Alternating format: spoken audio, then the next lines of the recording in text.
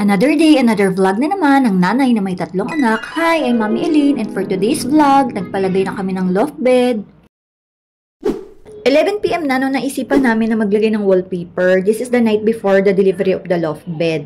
Madali naman ang ikabit ito since meron ng available na wallpaper. Kaya pinagtulong-tulungan na lang din namin. Actually nga, hindi din ako masyadong makatulog nito kasi medyo excited din siguro ako.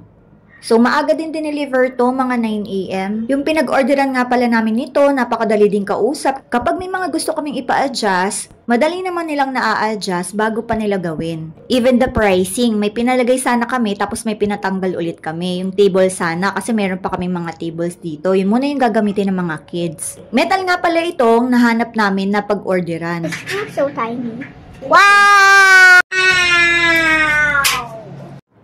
12K inabot itong paggawa namin na ito. Loft bed type siya kasi bed yung nasa ibabaw nito tapos working space yung sa ilalim. Ito na yung magiging kwarto ng mga kids. Dito sa kabilang kwarto na ito is mababa yung ceiling kaya medyo pinababaan din namin yung height ng loft bed. Ideal din actually ang loft bed type kapag mataas din yung ceiling ng unit ninyo or house nyo. Sobrang natuwa nga rin kami mag-asawa dito kasi sturdy din. Kahit manipis yung metal niya, hindi magalaw. Tapos yung kids, ayan, nasa itaas sila ng kama, enjoy naman sila dyan. Nilagyan ko na lang din ng mga foam dun sa mga gilid-gilid para hindi din sila mauntog-untog dun sa wall. Black and white nga pala yung pwede nyo pamili ang kulay ng loft bed. Tapos ganyan, nakatornilyo naman siya. Tapos nakadrill din ito sa mismong wall, yung magkabilaan.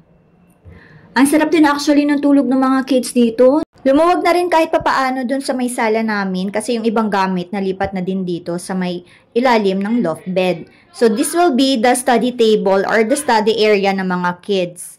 Meanwhile, doon naman sa sala namin, nakapag-ayos na rin ako. Sa wakas, nakabili na rin ng carpet para sa aming sala.